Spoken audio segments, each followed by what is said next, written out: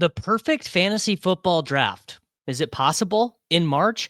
After free agency has begun and before the NFL draft, we are going to be attempting to draft the perfect fantasy football team. Come with me on the journey as we get there. It's Short King Summer, dude. It just feels like no one in fantasy sports ever learns anything. Does he mistime it, or is Brock Bowers just a grown man? Brock Bowers is just a grown man. Dare I say, Rich, football might be back. In the words of Lane Johnson, this offense looks constipated. It's Short King Summer. We're going to be doing something a little bit different today. We are going to go through the course of the entire little board draft on Underdog Fantasy, but we are only going to go pick by pick of my team. It's going to be a little bit of a shorter video, and we're going to be a little bit more hyper-focused on what I'm doing with each pick. All right, we are picking at 6 in this draft, so we are going to miss out on that truly elite tier. There is on Underdog a big tier after Jamar Chase, Saquon Barkley, Bijan Robinson, Jahmyr Gibbs, and Justin Jefferson. That is going to leave us feeling a little bit light. It should put us in a solid position in the second round to get one of the falling veteran running backs. Sometimes you're able to get Derrick Henry or Christian McCaffrey at those positions. We're unlikely to get Ashton Genty. A.J. Brown could very potentially be on the clock. So we're going to set ourselves up with a bimodal start where we are likely to get an elite wide receiver and a running back that we like. We will adjust as it goes further. It's possible that Brock Bowers might be there. It is important to remain nimble and quick on your feet as a draft adjusts. The chalk start to this draft would, of course, be Jamar Chase, Saquon Barkley, then in any order, Bijan Robinson, Jahmyr Gibbs, and Justin Jefferson. We'll see what our compadres in this draft end up giving us. We would be ecstatic to be able to select Barkley or Gibbs in this draft. Sometimes there we go. We got Nico Collins at 3. So that's an example of why we need to be able to stay on our feet. Sometimes the little board can be a little bit different than the big board, the biggest board, or the bigger board. These drafts can be a little bit of a wide receiver avalanche. But when you are stuck in a wide receiver avalanche, what do? Do you continue to steer into the skid, or do you stay true to the values that you have on the board? I tend to believe in half PPR scoring, you want to stay a little bit more true to your values. So we are actually going to be able to select, in my opinion, a guy who could rightfully be the 101, Justin Jefferson, and we will see what is on the clock for us in the second round. A little bit of an interesting draft here. We saw Derrick Henry and Brock Bowers go on the turn. So Genty was a little bit of a faller. Jay Bird drafting out of the 9 was able to get Brian Thomas and Ashton Genty, which is an unbelievably strong start. We have Justin Jefferson. I think this is going to be a little bit of an avalanche room, but we are going to do a small pivot here. Instead of taking Drake London or Ladd McConkey, who is at the top of our queue, we are going to take Jonathan Taylor with this pick. When we get back up in the third round, it's very likely there's going to be a wide receiver we like, whether it be Garrett Wilson, DJ Moore, Xavier Worthy, Devontae Adams, who is shooting up the board. And there's not going to be a running back that we love. I don't love Breece Hall. I certainly do not love Chase Brown, Kyren Williams, or James Cook. They're fine, but they're not guys that we love. And so we are going to continue to try and swerve into the avalanche, but with our hero running back with Jonathan Taylor. Now we are again in a spot that is a little bit interesting. Lamar Jackson goes ahead of ADP. Kyren goes ahead of ADP. I was hoping that we were able to get Tyreek Hill. Josh Jacobs is certainly the pick by ADP, and this is the value in staying fluid. This is perhaps a little bit less of an avalanche draft than I imagined in terms of wide receivers going. And I think particularly in these pre-draft contests, one of the most valuable things that you can get is actually unique ADP combinations. There are not going to be very many teams where the running back 8 by ADP and the running back 9 by ADP, Jonathan Taylor and Josh Jacobs, are both on the same team. We got Josh Jacobs 7 picks after ADP. We got Justin Jefferson after ADP, which in the first round, it doesn't seem like a lot getting one guy after ADP, but it most certainly is. So we now can kind of bypass the range of running backs that we don't really love, the round 8, round 9, round 10 running backs, where we're looking at veterans or rookies with uncertain draft capital. in the little board, and we'll be able to pick off our favorite guys in the quarterback window and in that tight end window with Tyler Warren, David Njoku, Jonnu Smith, Travis Kelce. But we are definitely behind at wide receiver, and we need to keep that in mind. We are perhaps looking at maybe what you could call the worst case scenario, where the quarterbacks, Jayden Daniels, Jalen Hurts, and Josh Allen, Lamar Jackson, all went a little bit early, but we are going to get the true end of the tier at wide receiver. We missed on Xavier Worthy. We missed on Marvin Harrison. We missed on Devontae Adams. Luckily, Zay Flowers goes to Starkindler. So we're actually going to take Mike Evans, who I've ranked ahead of his average draft position. I think Mike Evans, particularly with Justin Jefferson, makes quite a little cromulent pairing that leaves us up to really chase some ceiling at wide receiver later. We can maybe lock in 2 or 3 rookie wide receivers on this team with Jonathan Taylor, Josh Jacobs, Justin Jefferson. And it actually doesn't preclude us from taking a running back in round 5. We probably won't take Joe Mixon, but if Amari and Hampton were to be there, or the wide receiver tier is decimated, we could potentially even take Kenneth Walker. So we don't hate that pick, and it was a little bit of a gift to have Mike Evans fall that far after average draft position to us. This room is continuing to give us some interesting stuff. Joe Burrow goes to the non-T. Higgins drafter ahead of ADP at 45. Jordan Addison does go. He would have been a nice pairing. Ted McMillan does go. We are now set up in a spot where we either need to take DK Metcalf, who we don't love and is not setting us up with a quarterback stack that we have, or we can shoot the moon a little bit with Chris Olave. I think we sort of all know that Chris Olave has a wide range of outcomes due to his concussion injuries. Also sets us up with a very late quarterback. So this is potentially a spot to show where you do not always want to be going exactly on your default rankings. And I do have more DK Metcalf teams than Chris Olave teams. So it's a spot to split when you don't feel that confident. I think there is this interesting thing with rankings, and it's why I like having the draft caddy loaded in my Underdog applet. I can see how much I have of one player. You guys can see here in the tab, I have a lot more Jalen Waddle than I do of Chris Olave, and I have more of Metcalf than I do with Olave as well. This is a strong team when you have the foundation of Jefferson and Evans to take on the volatility of Chris Olave, who certainly has top 10 wide receiver seasons in his range of outcomes if he runs hot on touchdowns, but does have that injury risk. So we add Olave as our wide receiver 3. This is a range of the draft that gets quite tricky. Kamara and Walker go as clear values. Ricky Pearsall goes ahead of ADP. I don't love Jayden Reed's fit on this team. I'm actually think that I'm going to take Luther Burden because, again, with Jefferson and Evans, we really are just shooting for a guy who can potentially outscore them in the playoff weeks. Luther Burden will have that back-weighted rookie production. There's also a chance that he ends up being, a first-round pick to like a particularly good team at the end of the first round that we love. We have our quarterback stacks set up already as well. We have JJ McCarthy, Baker Mayfield, and Derek Carr all set up, so we don't care as much that Luther Burden is not assigned a team. Maybe if we had less easy quarterback stacks aligned, we would have went with Jayden Reed. We would have passed on Egbuka as well. So we add Luther Burden as our wide receiver 4 to that room, again, simply shooting for a ceiling outcome. Some big reactions to free agency here as Najee Harris goes at pick 74 ahead of Tyrone Tracy. There's actually probably an argument to be made that instead of clicking Burden, we should have clicked on Travion Henderson, David Montgomery, James Conner. We're more likely to like the running backs available at pick 78 than the wide receivers. There's a clear tier break here, but actually the room is going to give us a little bit of a gift, and we are going to take Quinshon Judkins, who's clearly at the top by both average draft position and by my ranking. He's a great complement to Jonathan Taylor and Josh Jacobs. He's a good fit for the half PPR scoring system, so we add him in. And there was really no need for us to add another rookie wide receiver in after taking Burden. We could have taken Egbuka. We could have taken Golden.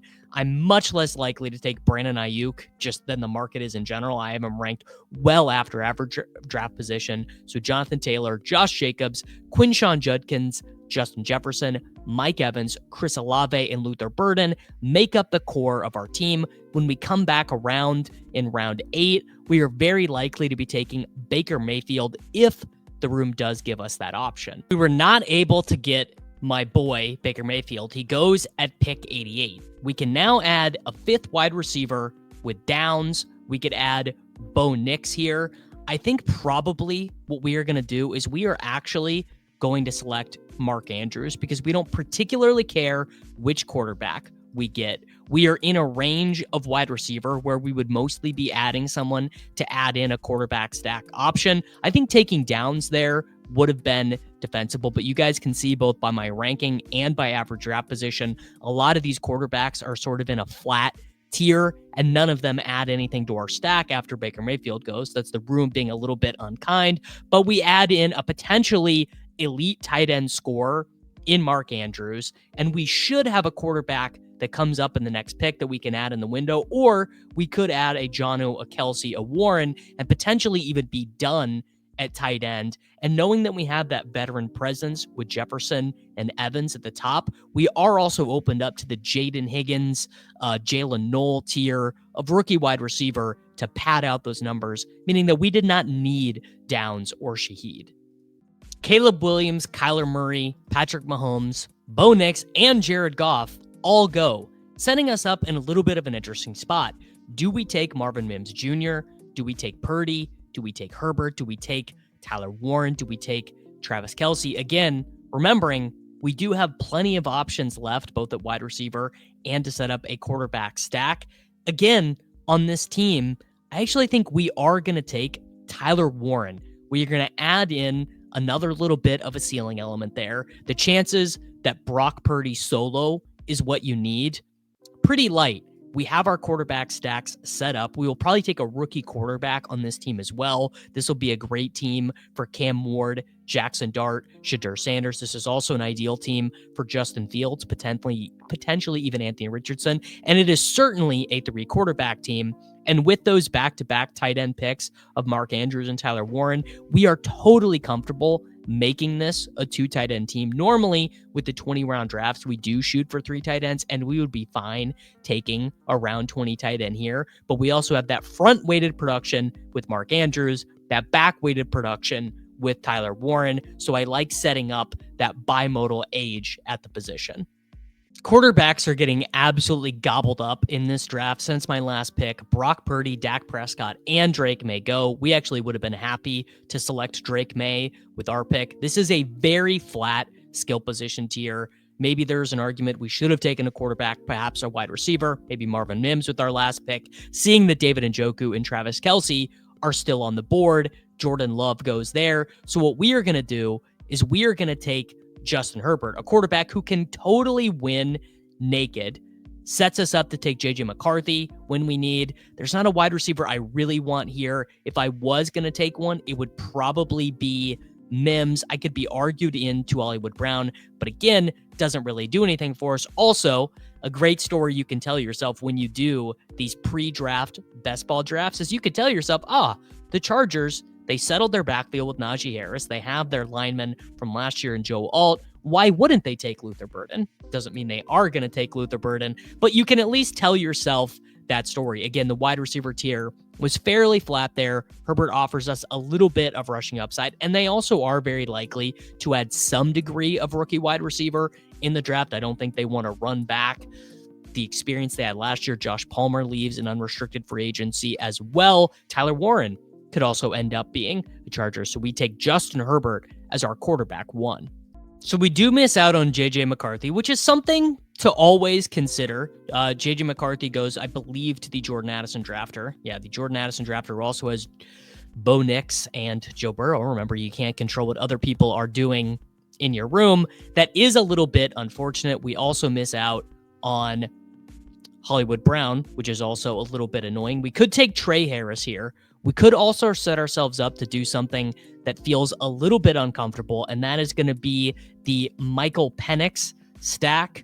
We have Derek Carr left, and we're going to take a rookie quarterback left for sure. I think what we are going to do is we are actually going to take Tre Harris, and we are going to steer into that skid a little bit that I was talking about. Maybe Tre Harris ends up being a Los Angeles Charger, but we're definitely going to do 2 late quarterbacks. And that's kind of the spot you run into when you do that early tight end. Perhaps we could go back and look and see if I made a poor decision.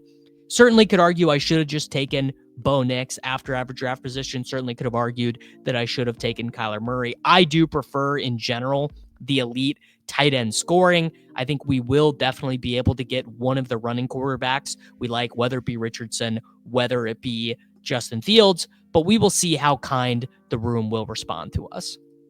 So a nice thing about the way we started our draft is we do not need to feel any pressure at running back at all. We have Jonathan Taylor and Josh Jacobs. If those are not the guys you need in the playoffs, we are effectively dead anyways. Not that we don't want to try and shoot the moon with some of these rookie quarterbacks, but something about this room we've seen, ADP does not matter at quarterback. Stafford goes, Stroud goes. We saw JJ McCarthy go way ahead.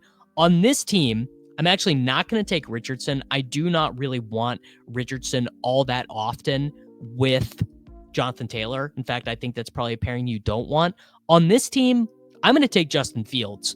We're definitely behind at quarterback. There's just no way around it. When you have Justin Herbert as your quarterback one, you lose yourself on some real ceiling. So we are going to add Justin Fields to just give us a guy who can get a totally uncorrelated 30 ball in the playoffs. And we definitely know that Justin Fields has that in his range of outcomes, and we didn't really give anything up there. We did not need Rico Dowdle. We did not need Bachelor 210 Tootin on this team at all. I mean, not they would have been nice, but the quarterback points definitely help us out more than the running back points. So Cam Ward goes, which would have been a nice backdoor ceiling option for us here. Bachelor 210, my boy Bachelor Tootin goes one spot before. Again, I would be happy to take Richardson if he comes back around. Probably the slightly bigger need on this team is for another running back. Maybe an argument to add Dubs or Wicks to this team. There's probably going to be a wide receiver that we feel decently when we come back around. We should be able to get perhaps Jayden Higgins, maybe RJ Harvey when we come back around. So what we're going to do with this pick is we're going to take my highest ranked running back in Ray Davis.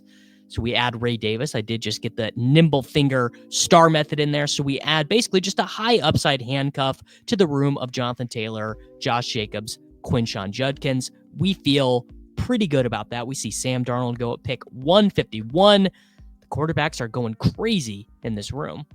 Back up now, and we do have to, I think, finally just bite the bullet and take Richardson here. I think that Richardson, his range of outcomes is just so much better than Derek Carr's.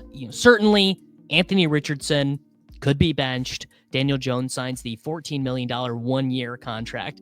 But at pick 163, we don't really care that much about ADP anymore. He's a nice bet with Fields. Maybe him and Fields are just ping-ponging rushing weeks in the playoffs. Maybe Anthony Richardson figures it out. And we have seen him and Jonathan Taylor each have good games before. Again, not a pairing that I'm chasing, but I'm fine when offered it at this stage of the draft.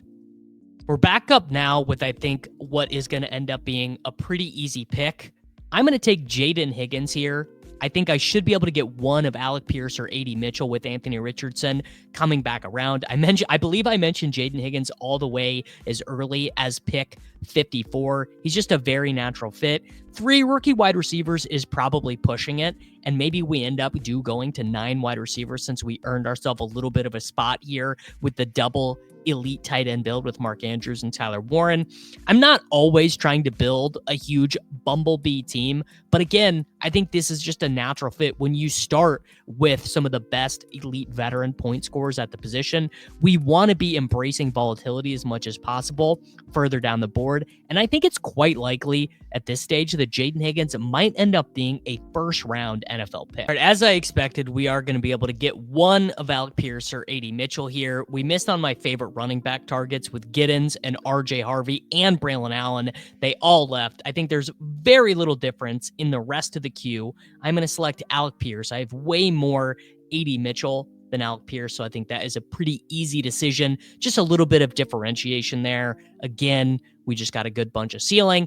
And the rookie running backs here are just a very flat tier to me after Giddens, Brashard Smith, Damian Martinez, Jordan James, LaQuinn Allen. So we have absolutely no sweat there. We're going to take Alec Pierce to add on to our stacks. All right, so we now can basically take whatever running back we want. We have 3 quarterbacks, 4 running backs, 7 wide receivers, and 2 tight ends. We'll leave our tight end decision to the end. We certainly do not need another rookie wide receiver after taking Burden, Harris, and Higgins. On this team, I think we probably slightly prefer just the really wide range of outcomes on Brashard Smith. He was a converted wide receiver to a running back at SMU. And frankly, for this exercise, I'm not really considering Quinshon Judkins a rookie. I have a pretty good idea of what he is going to be in the National Football League. Brashard Smith, much more of a wild card. We might consider going a little bit more adult for our final running back pick, potentially an Antonio Gibson, potentially a Justice Hill with our final pick, but Brashard Smith fits in quite nicely here as a running back. So again, I think our next pick here probably should be pretty easy, assuming that Gabe Davis does not get selected from us. I think he is a perfectly adult wide receiver. He's locked into the wide receiver rotation in Jacksonville. We got our vanity picks. We got our fun picks with Burden, Harris, Higgins. So we are going to eat our vegetables with Gabe Davis, just a guy who is going to be on the field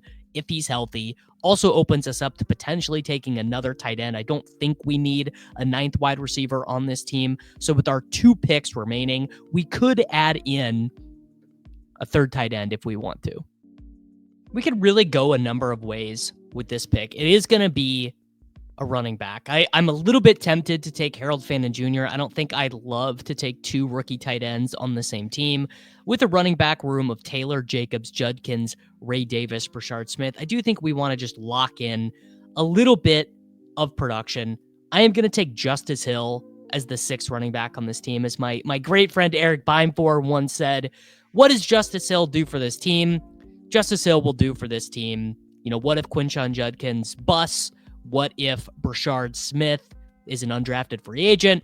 What if James Cook stays healthy for all 17 games? We did get Ty Johnson re-signing with the Buffalo Bills. So Justice Hill just gives us a little bit of, maybe he gives us 7.2 points in week 15 to help a really good team that otherwise would not have advanced into the next round. Also a small bit of a contingent upside. Maybe an argument to have taken Keaton Mitchell instead to really shoot the moon there. But I feel pretty confident about Justice Hill's role on the Baltimore Ravens. All right, final pick here. We have to balance a couple of structural things. We could take another wide receiver. I don't think there's one that I particularly love that's on the board. There's also not one that sets up a great stack. There's not a Jet. There's not a Charger that we love here. If there was a Charger we were going to take, it probably would be Will Dissly. And in fact, I am going to put Dissly in the queue. The other player that I'm heavily considering here would be one of Elijah Arroyo or Mason Taylor. Mason Taylor just went. We conceivably have Luther Burden. You know what? On this team, I actually am going to take one Mr. Will Dissly, 85 points last year.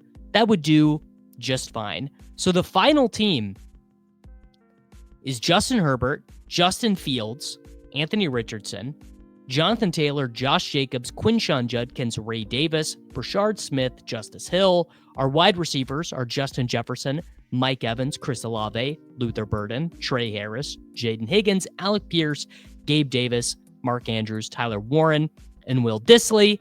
I don't think that was a perfect team. Potentially, I would like to have the Josh Jacobs pick back. I think that maybe the Mark Andrews pick, potentially I should have just taken Bo Nix there and set up the Marvin Mims stack. If I would have known that JJ McCarthy was going to go at pick 24, I probably would have just taken him over Justin Herbert. I think you like that team a little bit better with JJ to JJ. The Fields pick, I think, did a nice job bailing us out. Getting Jayden Higgins and Alec Pierce at 174 and 187, though, was quite nice. I do like getting Brashard Smith. I certainly would have preferred it to be DJ Giddens. Maybe an argument to have taken DJ Giddens at even potentially at 174. But by and large, I think it was a pretty good team. Maybe not the perfect team, but that is the anatomy of how I am drafting in these pre-draft NFL best ball contests on Underdog. If you're not signed up for Underdog, remember promo code Davis. There is a link to do that below. If you're new around here, please subscribe to the channel. If you're not new around here, please like the channel. But overall, thank you very much for watching and continue subscribing for daily fantasy football videos. It's Short King Summer, dude. It just feels like no one in fantasy sports ever learns anything. Does he mistime it, or is Brock Bowers just a grown man? Brock Bowers is just a grown man. Dare I say, Rich, football might be back. In the words of Lane Johnson, this offense looks constipated. It's short king summer.